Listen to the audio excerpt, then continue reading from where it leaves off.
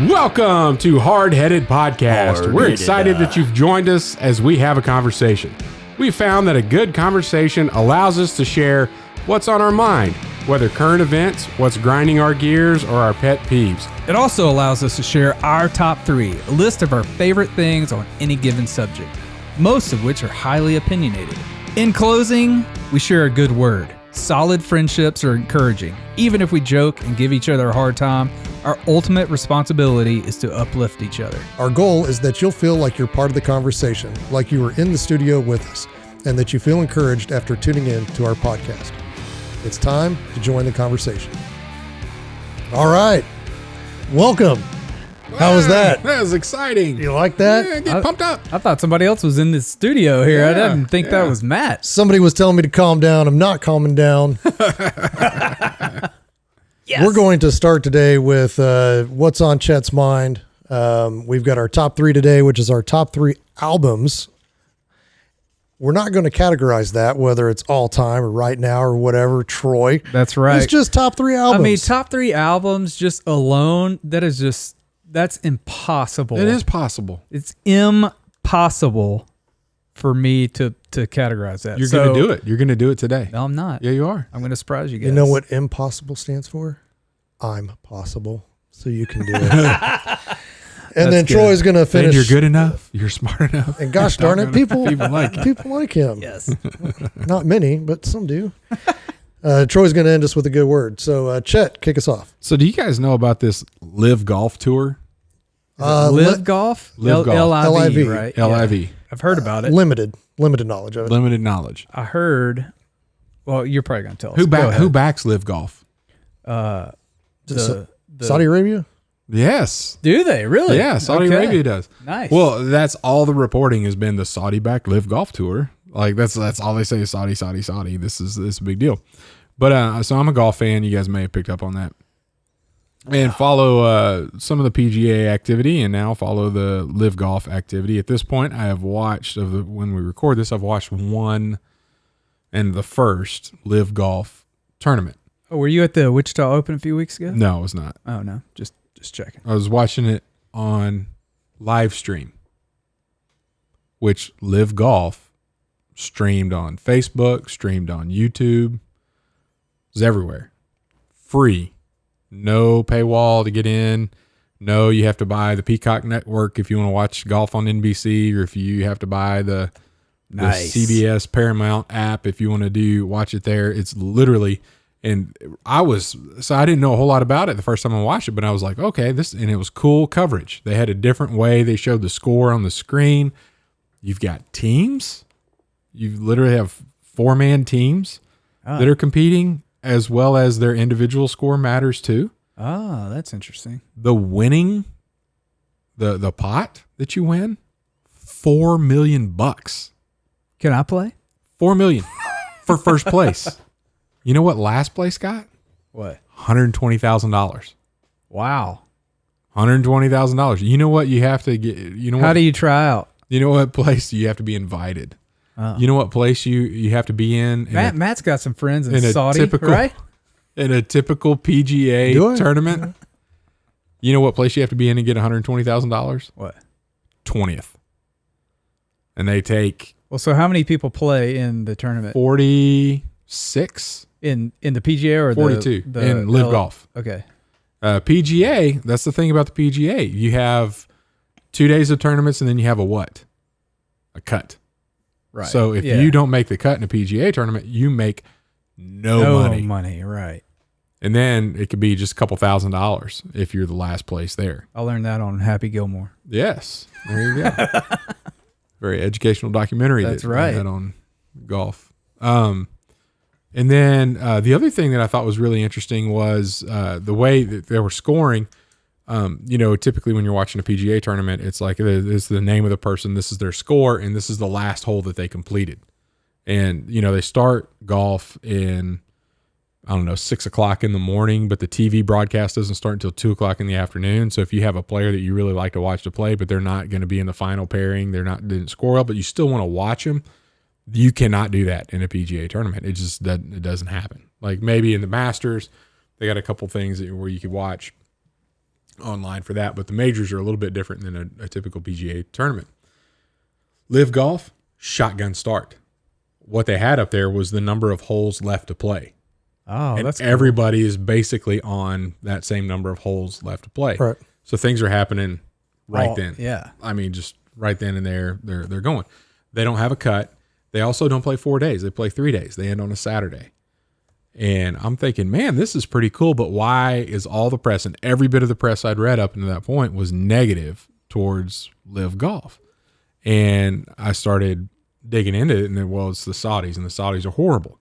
And the thing that keeps getting brought up is that journalist Khashoggi that was killed, dismembered and hauled out of an embassy. And they're like, oh, these are the same people that are doing this. And I'm like, yeah, that's bad. The Saudis are some really rough people that are not that great. I find, I'm like, well, I can't believe that golf all of a sudden just said, well, okay, well, all these golfers, and there's some pretty prominent golfers. Bryson DeChambeau, Patrick Reed, I don't like him. Dustin Johnson, Phil Mickelson, Sergio Garcia, Ian Poulter, Lee Westwood, some big name golfers, not just from the U.S., but from Europe, have all signed up to play. And then you're like, well, the only reason they signed up to play is because they gave them money. I'm like, well, that's why is everybody else playing golf? Why do you go to work? Yeah. Make money. To make money. How much money? Dustin Johnson, it's being reported that just to say, I'm done with the PGA and I'm going to play LIV Golf, they wrote him a check for $125 million. The Saudis did? Who did? The LIV Golf Tour, which is funded by the Saudis. You know how much money Tiger Woods has won from PGA golf tournament events Not that much. in his career? $120 million. Dustin Johnson signed one thing to say, I'm coming to play for you guys. He got $120 million bucks. How long does he have to play? Let alone he's banned from the PGA now. Right, So the but PGA how long does retaliated he play at LIV? Because he just, Until he is done. until he doesn't want to play anymore. can he play one hole and get hurt and I'm done? I got $125 Well, I mean, if you get million hurt, but why stop there? I mean, if he wins one of these tournaments, he's going to get another $4 million. You win a major in the PGA, you win a PGA tournament or just a regular tournament in the PGA, you're not even getting $1 million. And then you win this, you're getting, let alone you're on the 4-man team.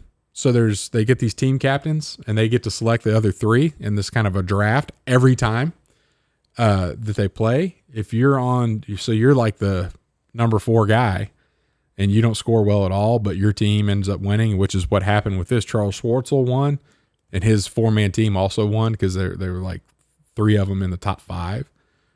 $750,000 more dollars coming your way. Nice. So money flowing out of everything. And I was pretty shocked. So then I'm like, well, why? And Mickelson, I think it's reported he got $200 million just to sign So up. Mickelson's out of the PGA for good. Yep. Yeah. Wow. For now. For now. According to the PGA. till PGA kicked them all out because they signed to go play with these other guys. Till they change the rules. But then I started listening to interviews of the people that are going. And like why they're asking, why are you going?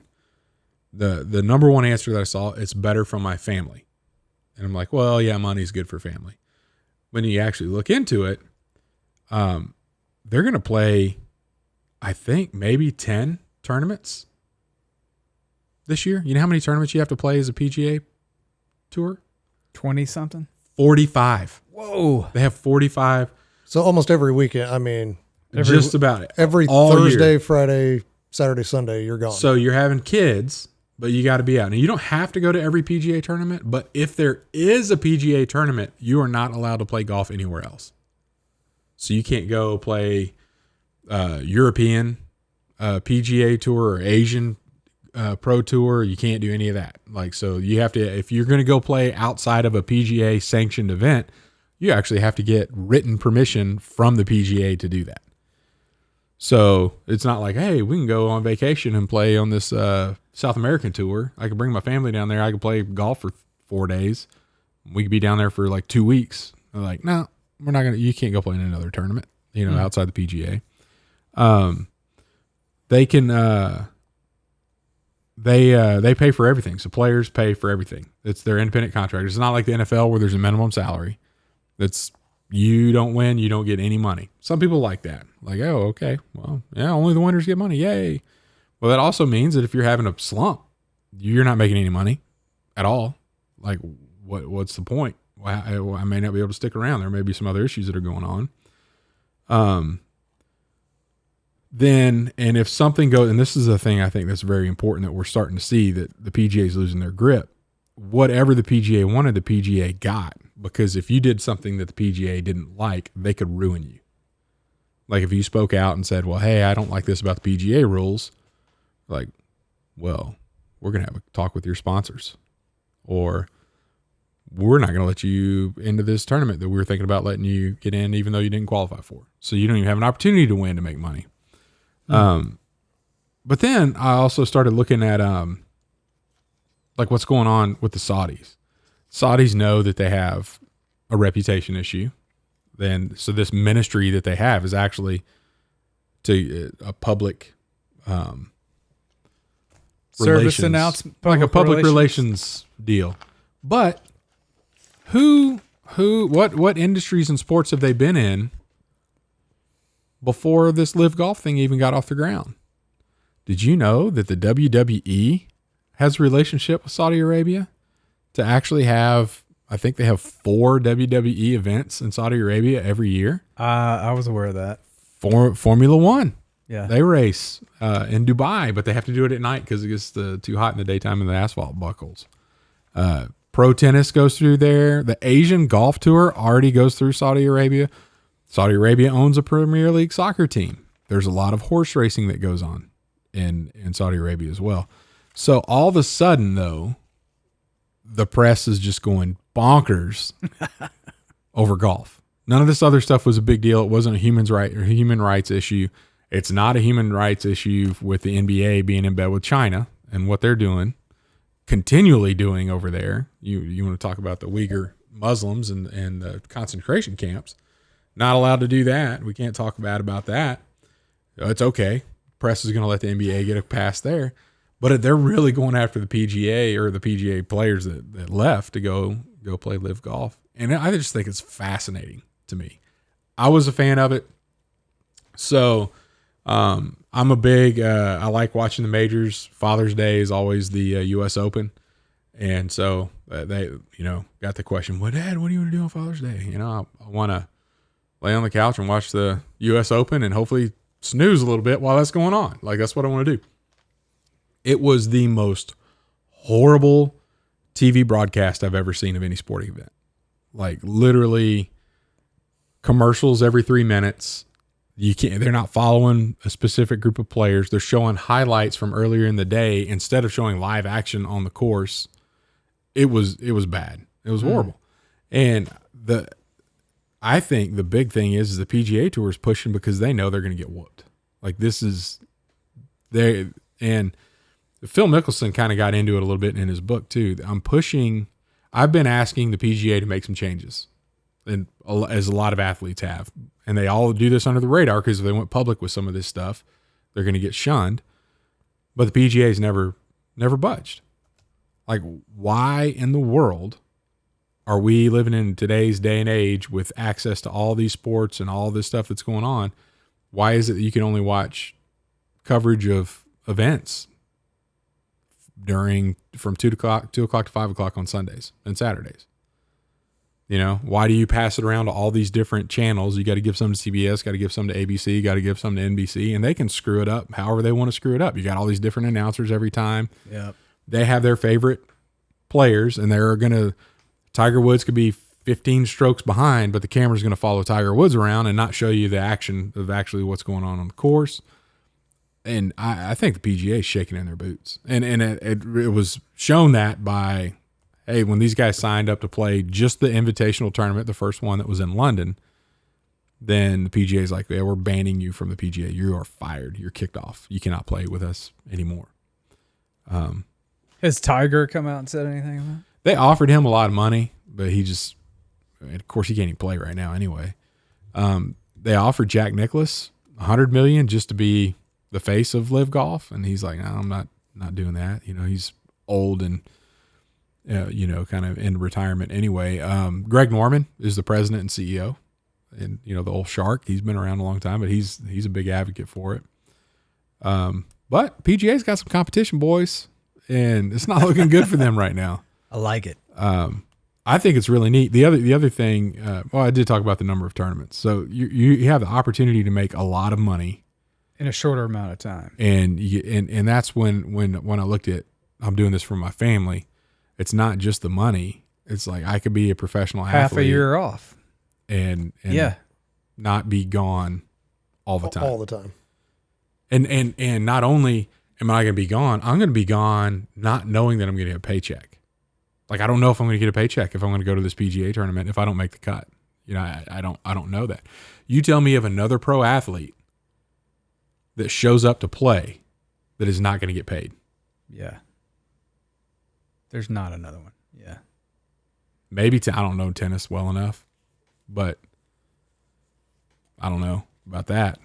But I could tell you, there ain't a football player on that sideline that's not getting guaranteed paychecks. There's not a baseball player in that dugout that's not getting guaranteed paychecks. Yeah, I mean, I would think of, tennis, any solo sports. I just don't know enough about them to know. Yeah. If you make it to Wimbledon, is there a cut? Or if you come in last, do you get paid? Who knows? Yeah, I don't know. But anyway. What about NASCAR? If you come in last, do NASCAR drivers get paid? NASCAR drivers get paid bunches of money just for driving. The team's the owner's the one that gets all the money. Yeah. I'm sure the drivers get bonuses, but That's the only other one that I could think of that kind of individual sport. yeah, but you kind of look at it, that's more of a team anyway. Yeah. And then but and all of them are racing for Chevy or racing for Ford, yeah, that's true. Yeah, I mean, I'd heard about it. I didn't know much about it. I've seen people commenting online, and most of the people that I've seen commenting about it were like, this is terrible. I'm glad you're kicked off the PGA, get out of here, un-American, blah, blah, blah, blah, blah, Yeah. whatever it is, and I was like, well, I don't know enough about it. I don't care enough to do really the research, but right. I can say with 100% assurance that Phil Mickelson is a red-blooded American. And I don't know if he'll continue to do it, but every birdie that he used to make, he donated $1,000 to Homes for Our Troops. Yeah. And, I mean, to call somebody like that, oh, he's un-American. I mean, he's like one of the nicest guys on the course. Yeah. So. Well, and to put it in Charles Barkley's words, he was on a few weeks back. He was on one of these sports shows, and they were asking about it because he's good friends with Phil, and his golf game's really come around. By the way, Barkley's has his swing, but they're trying to get him. Can you believe these guys are going? He's like, hey man, you give me $150 million, I'm going. Like I will go. Didn't he say? He said I'll kill a relative for $150 million, and then he's like, and then Phil got $200 million. I'll kill a relative I like for $200 million. Barkley doesn't care. He doesn't hold back. No. That's nice. That one of the funniest things when Phil and Barkley were playing like Tom Brady and somebody and some whatever. They're all mic'd up and Mickelson bombed a drive way down there and Barkley tried to say, that shot so long they're going to serve hors d'oeuvres on that flight. But it came out in a Barkley way, and Mickelson looked over at the camera. He's like, "Hey, can we get some subtitles for what he's saying? I can't understand." That's awesome. All right. Appreciate insight on that. That was good. The LIV Tour, LIV. Yeah. Check it out on all your streaming platforms. Yeah, because you can for free, and you can watch the whole tournament as it's happening. You don't have to get up and watch, just to try to see how your favorite player's doing. I'm intrigued. I can't wait to watch one. I mean, like I said, I've been kind of oblivious to it all, just not really paying attention to it, and hearing kind of both sides makes sense to me. More power to them. I know there are issues that are out there, but hey, maybe they'll sponsor the Hardheaded podcast. I just want 1 million. Yeah, you'll do that from Saudi Arabia. I can't dare you, Troy. I can't believe that. I'll kill a relative for $1 million. I'll slap the crap out of Troy for $100. I will let you for 500. All right, perfect. Take a break, and when we come back, top 3 albums. 1783, the first victory. Victorious in war, this year sees America earn her independence. At Admiral's Pennant, we celebrate victories at the end of war. 1783 is the first of many such celebrations in our nation's history. This is an elegantly refined blend of sandalwood, cedar, and tea tree. The subtle, lingering, woody scent of the sandalwood, light cedar, and the top notes of tea tree is the essence of masculinity, honoring the men who fought and continue to fight to provide us our independence. Check it out at admiralspennant.com. Without it, you might as well shave. And we're back. We're back with our top 3 albums. And Troy. Tell us how you screwed this Yeah, up. tell us how you This have can't be done. So finangled this. I did not do top 3 albums. I did not. Because there's the reason you can't do it, there's just too many genres. No. It could do top 3 by genre, which I think we have done before. We did bands or groups or whatever. We didn't do albums. It's albums. Yeah. Anyway, I did top 3 albums that I am currently my go-tos. That's fine. That's fine. That's the top 3. These are your top 3 albums. These are my top 3 albums that as we are asking you today. that I am listening to in this season of life. It's top 3 albums. So I have 2 honorable mentions, and then I have top 3. Honorable mentions are coming last. I know. I'm not going to say them. And then, yeah. So here we go. Number 3. Can I just interrupt for 1 second here? Went back, when I was listening to the Rise and Fall of Mars Hill. Okay. Keep coming back. Why? And Listen, why I give you that random podcast that is an extremely large investment of time, yes, but I tell you to watch Lord of the Rings and you won't do it. I can't I've tried. I tried. You got to give it an I tried hour, Mars at Hill and I least. was like, hey, I could listen to this. This Okay. is really good. Anyway, in the commercials, it was in this season. We're just coming out of a really challenging season. I don't know. And you just use the word season. I've heard season too much. It's almost like it's overused. It's becoming one of those words that's like bowl. I can't. I'm I going just- I to don't- use it every week now. Season of life. Go ahead. I'm excited. All right. I was trying to think off the top of my head, is there an album called Seasons? I'm sure there is. The Four Seasons. Vivaldi. Yeah. All right, number 3, You're an educated man. Unlimited Love. The Red Hot Chili Peppers. It just came out. It's really good. John Frusciante, I think that's how you say his last name. He's back with the Chili Peppers. Is he a guitar player? He's the guitar player. He's the one that's always in and out, drug rehab and whatnot. Okay. I don't know. But when he's on an album, It's a good album. it's a good album. Yeah. Yeah. So one of my favorite bands. I listen to them a lot, but their new Unlimited Love. their new album's pretty good. All right. Numero Dos. True Sadness by the Avett Brothers. 2016. Really good, solid album. The lyrics, some of the songs on this album, they just resonate In this season. with the season of life that I'm in Yeah. right now. This season in our lives. Yes. And then number 1, this band, ever since I heard about them in like 2008, I just can't get enough of them. Mm-hmm. So their 2017 album called Outlive, and it's by Demon Hunter. I listen to it a lot. It's really good. And they had a double album come out since then, but I think the 2017 album's better, so I go back to it. But yeah, one of my favorite bands. All right. That's my top 3. Those are your top 3 albums If you were to of all time. No, not of all time. Because that seasons. can't be done. Of But all if you were seasons. looking to my recently played, those albums would definitely be in the lineup. And when I guess this question is for both of you guys. When you think top album, it's like I put it on number 1, and I listen to it straight through. Yep. I am an album listener anyway. And what I mean by that is when I listen to music, I like to listen to an album. I don't go shuffle songs unless I'm like, hey, Alexa, play songs by Avett Brothers. I do that a lot when I'm cooking in the kitchen. Yeah. But I would rather just start with an album at the top and listen to it. If it repeats a few times, sure, I love it. Yeah. And if I get sick of it, I start a new album. Like I'm an I gotcha. album listener. Okay. Are you the same way, Matt? No. But in this case, your albums, you do listen to these. Yes, these are the albums that I can put on track roll. 1 Let it roll. and roll all the way through, no problem. Love them all. Love all the songs on them.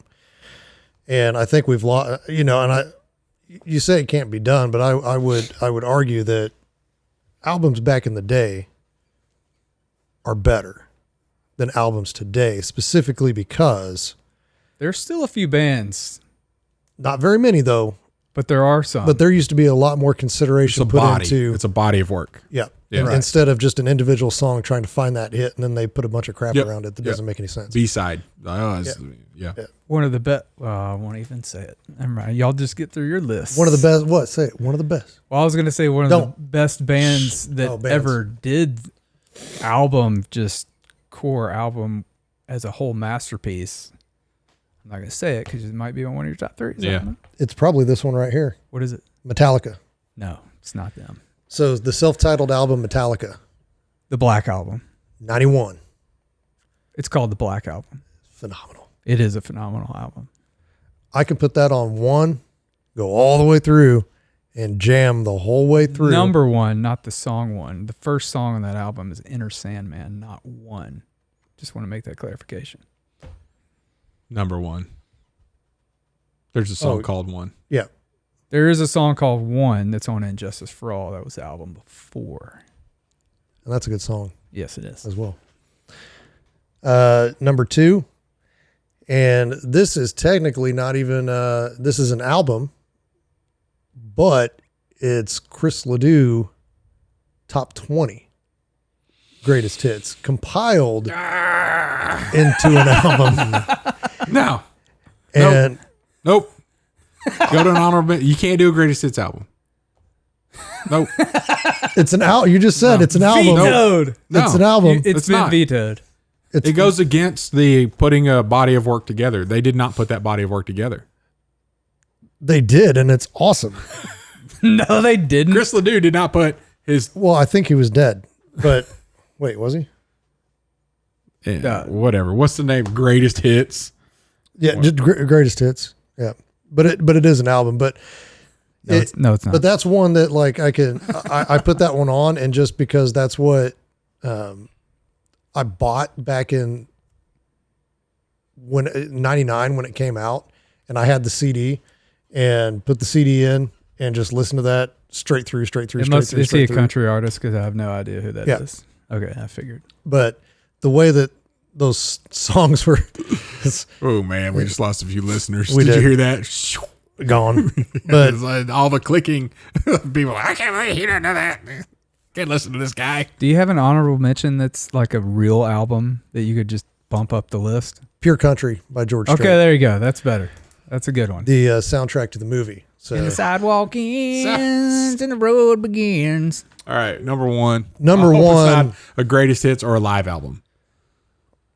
No, I don't. You know me in live music. I don't like the live albums because they just don't sound as good. Number one, No Fences by Garth Brooks. I think that is by far That's funny. because Garth Brooks puts in the and that's the reason that he is not on iTunes or Apple Music or anything like that, is because he wants you to buy that body of work, because he put that all together and wants you to listen to it as a complete musical body, not just one song. And each one of those songs just flows one after the other on that. Yeah. That's number one. Wasn't curated by the record company to say this is where the greatest hits should be in this order.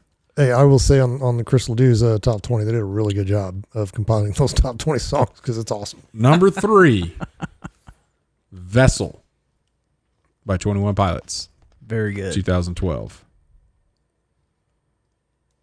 Is that the one where the grandfather's on the cover? Yes. That's My kids love Guns for Hands. They still ask me to play that in the car. That's a good album. I can put on 21 Pilots and everybody in the car is happy. Yep, same here. Number 2, Kind of Blue by Miles Davis. You guys know this album?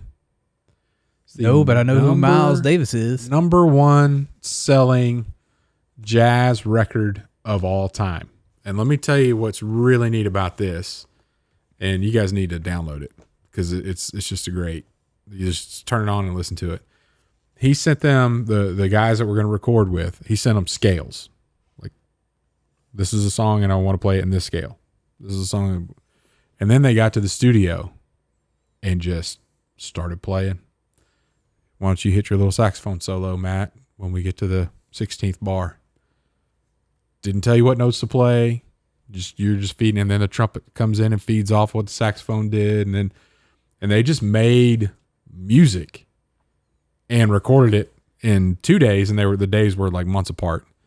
And there were no rehearsals. They would just record it, and they got to the end of what they played, and they're like, you know what? I didn't like how I took that from you and blended it into this, so let's just do that again. Let's get going. And then they in 2 days they have this, and it's just a phenomenal jazz jam session that they recorded, and it was basically incredible. Yeah. That's awesome. I think I learned that they call these camps. Camps? Whatever you want to call it, man. I was watching Hot Ones, and they were talking about how they used to jam. Well, how they kind of get together when they want to write songs, and it may have been Timberlake who was talking about it. He's like, but we just kind of go in and kind of a camp. Yeah, interesting. Number 1, Emotionalism by the Avery Brothers back in 2007. Yep, it's a good one. Oh, are they from Louisiana? No, they're from Concord, North Carolina. The Kind of Blue was in 1959. But Emotionalism, 2007, may have been their second album. It's the one that kind of got them going publicly. And it had 16 songs on it. I mean, they're just start at the beginning and go. And anybody that's like, oh, tell me about the Avett Brothers, listen to Emotionalism. Like, that's the album you need to start with if you want to find out who they are. Yeah, for sure. That's just it's a great. I know I've heard a few of their songs, but I'm not real deep into their. Yeah. And that's one of those ones that I told you guys I would check out. Yeah, they're good. Rick Rubin, one of the best producers of our time, he listened to this album and was like, I need to work with these guys. Like, and then the next album after this was I Am Loving You, and he produced that. So it's just another banger. Yes, another good one. All right, let's get to some honorable mentions here. Yeah, so we were talking about albums. There are a couple of, we could do a top 3 of bands that are good at full albums. Well, that's kind of what we're doing here. Yeah. It's not what I did, but whatever. That could be. Shut your face.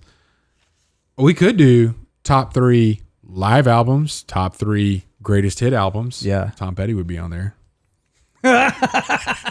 George Strait would be on there. Dude, I'm telling you, I think that's a category we need to add. Top 3 greatest hits albums? Yeah. Yeah. I'll keep that to myself because I got some stories. Yeah. Yeah. I'm just saying Pink Floyd. The Wall. The Dark Side of the Moon. Oh. That album, start to finish, just a musical masterpiece. Ozzy. And another band that was really good at writing full, just orchestrical pieces. I don't know, is that a word? It is now. It is now. Orchestral is Tool. You can put on not their first and second album, but when they started getting bigger, their third, fourth, fifth albums, put those on. They're just one long song. Yeah, it's incredible. Mm-hmm. Yeah. So yeah, it would be a good one. Top 3 movie soundtracks. Yeah. I'll write that down. That would be a good one. Yeah. All right. Well. Oh, my honorable mention. What you got? Did you have any? No, not off the top of my head. No. Crash, Dave Matthews Band. Oh, that's a good one. It's a really good album. Ooh, Matchbox 20. What was the name of that album? I know which one you're talking about. And then Queen. Queen had some really good songs. Yeah, it's some good songs. I don't know if Queen would be a good top 20 or a good greatest hits album. Yeah. Be a great one. Yeah. All right. Y'all ready for the good word? Hit it, Troy. All right. We are in day 26. Mad Season. Oh, that's right. Mad Season. You Mad Season was that Matchbox 20 album that he loves. Season. It's no longer my favorite. No, that's not it. That's it. Mad That's Season. not it. I think it's the self-titled album that you're thinking of. Yourself or someone like you, the dude with the glasses and the helmet. Yeah, that one. Yeah. Yeah, so Mad Season was a spin-off band from Alice in Chains. Yeah. Jerry Cantrell, and that's good. All I know is that season just sounds like a churchy word to me. Instead of, I'm just having we just came out of a really difficult time in our lives, but no, it's a season. And I get it. We heard you the first time, Matt. Go ahead, I mean, Troy. I get it because the seasons change and it's temporary. The season of the podcast complaining about the word season is over, and it's time to move on to the new season of the But I'm at this good word. portion in my life All right, we're at this portion of the the podcast. show, of the podcast, where we're still talking about asking God for things. Okay. All right? It's the season of asking God. It's this And Day, the day good word. 26, ask whatever of him. I tell you, whatever you ask for in prayer, believe that you have received it, and it will be yours. And so this kind of goes off on the same thread that we've been talking about. It's basically where your heart is. And are you looking to benefit yourself, or are you looking to glorify God? And so this week it talks about Solomon. And so shortly after Solomon was appointed king by his father David, and this is 1 Kings 3, 5 through 6, 7, and 9. The Lord appeared to Solomon during the night in a dream, and God said, "Ask for whatever you want me to give you." And Solomon answered, "Now, Lord, my God, you have made your servant king in place of my father David, but I am only a little child and do not know how to carry out my duties. So give your servant a discerning heart to govern your people and to distinguish between right and wrong."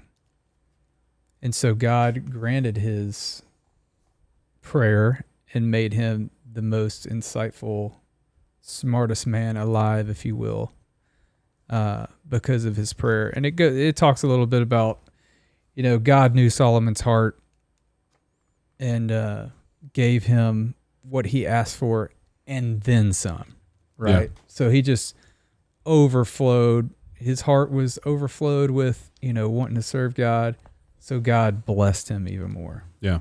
So, yeah. So what we really want actually matters to God, but it has to be Directionally, what God desires is to be glorified. right. So yeah. What do you think about that, Matt? I think it's in line with what we've talked about the last 3 weeks. Yep. Which is seek God what he wants, not what you think you want him to want you to have. Right. And I mean, Like a $150 million contract from LIV Golf. Just right. to show up and play.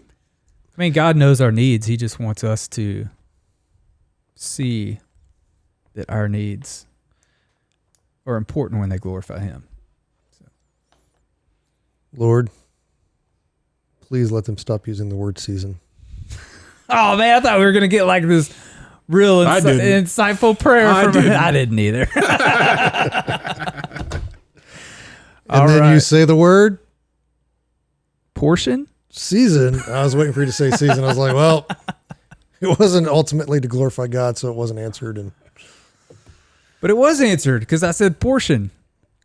And then you just made it unanswered because you said season. yeah, Whoop, whoop. The little 180. hey, it happened. Maybe he changed my heart in that Yeah, matter. that's right. That's right. I love it. Hallelujah. Thanks for listening to the Hardheaded Podcast. Don't forget to share this podcast with others to help us get the word out. Also, if you haven't yet, please rate and review the show. This helps our podcast show up in other people's suggested shows that may or may not have listened to us before. Thanks for listening, and we'll see you next week.